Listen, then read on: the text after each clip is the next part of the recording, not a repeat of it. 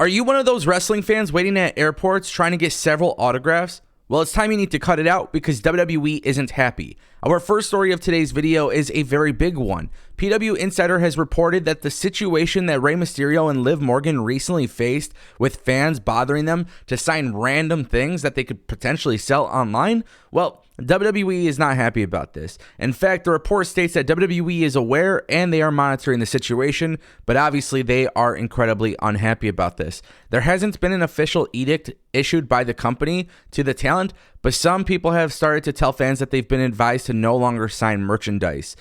This is a very big deal because obviously waiting at the airport 4 hours with multiple action figures, Funko Pops, whatever it may be, all of these things that you are holding in your hand, waiting for a WWE superstar to sign, only for you to sell it on eBay, it's absolute bullshit. And the worst problem is, the thing is that like there's people literally having their kids go up to the superstars to do this as a business. And I'm sorry, but I just don't rock with that. I think that's ridiculous. I see a lot of people doing this to athletes, not just WWE superstars, but the fact that it's been happening a lot to WWE superstars and they continue to sign it, I just think it's ridiculous. If you're a fan of a superstar and you want an autograph, I think there is nothing wrong with respectfully asking for one. You know, maybe not waiting at the airport for hours because that's just a little bit too ridiculous too.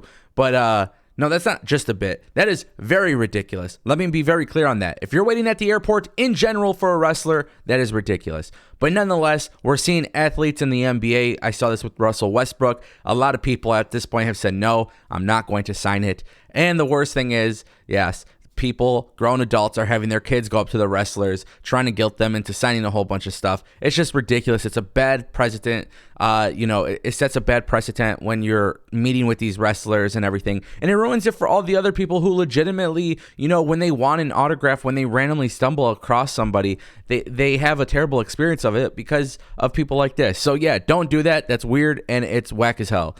We're going to continue with the stories today. Guys, WWE, very interesting stuff here. Andy Kaufman is going to be inducted into the WWE Hall of Fame. This is according to Variety. They are saying that WWE will be inducting Andy Kaufman into this year's Hall of Fame. Kaufman was the comedian that you guys might remember had a big feud with Jerry the King Lawler. Hey, maybe you don't remember this, and it's not a big deal if you don't. It just depends how old you are.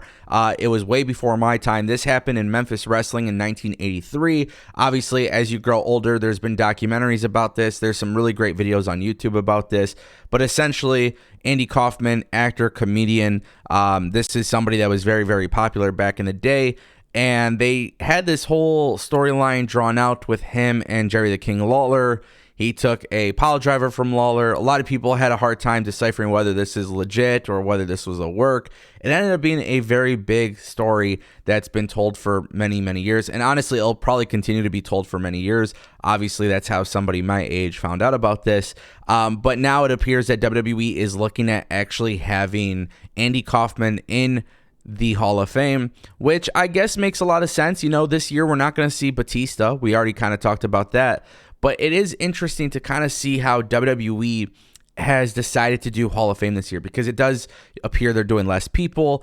Obviously, Rey Mysterio is the headliner, so what's going to happen there? I'm very excited to see how the Hall of Fame actually goes when it's a shorter Hall of Fame. But nonetheless, Andy Kaufman's going into the Hall of Fame. When we get more announcements, we're still waiting on that Stacy Keibler announcement, so we'll see when that comes official, if it in fact does. But I'll keep you guys updated, so if you're not subscribed, make sure you guys do so.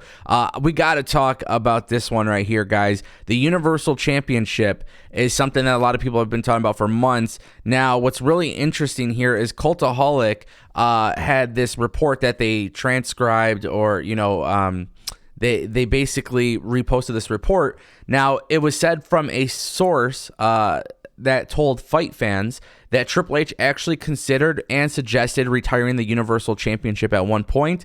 This is a championship belt that's been said that Triple H is actually not a fan of it. Now, the thing is, Triple H wanting to scrap the Universal Championship actually makes a lot of sense.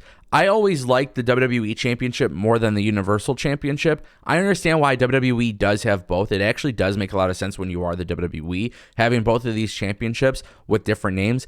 I think, the biggest thing here is that if Triple H really wants to scrap the Universal Championship, then you need to do something else. Now, there had been rumors for a while that WWE would like to come out with their own version of the big gold belt, maybe their own version of it that they can make, a little bit, not necessarily a replica or not necessarily a knockoff, but kind of their own style of the big gold belt. Now, whether that actually happens or not is going to be very interesting, but keep in mind, there are tons of rumors, especially towards the end of WrestleMania, after WrestleMania. There is this belief that WWE is going to do a new draft, reset the rosters, reset the championships, new championship belt designs, some championships being retired, some championships being introduced. There's rumors that WWE will actually go and have the new world titles split up as well. So there is this possibility that after WrestleMania, they could eventually go back to having two different world championship belts. If WWE does choose to go that route, I actually think that is a good idea. Let's freshen things up. There's also been rumors that WWE is going to do brand split completely, where WWE would go back to having Raw pay-per-views and Smackdown pay-per-views. Again, these are just rumors. These are just things that are being rumored right now. There's no official, any official confirmation on it. But if WWE is looking to do that, by getting rid of the Universal Championship, it could make a lot of sense. But I do think it has to happen after Roman Reigns and his reign. I don't think it makes sense to just randomly drop this title while he's currently going on this massive record.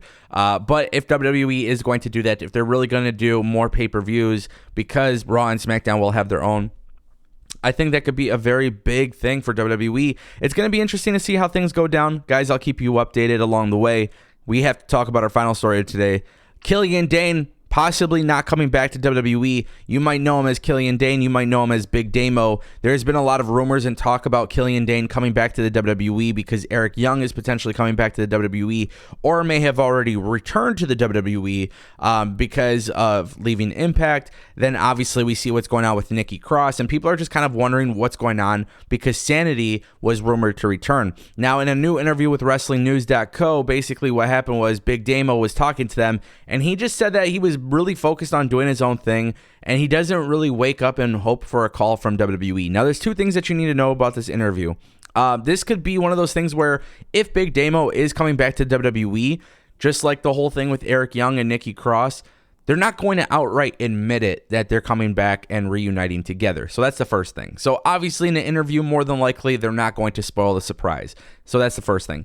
But also, secondly, Killian Dane has always been pretty much on record with saying that, for him personally, like he wouldn't mind coming back to being a coach in the WWE after he retires. So it does make sense in the fact that maybe this guy is enjoying being a wrestler outside of WWE. It's not that big of a deal to him.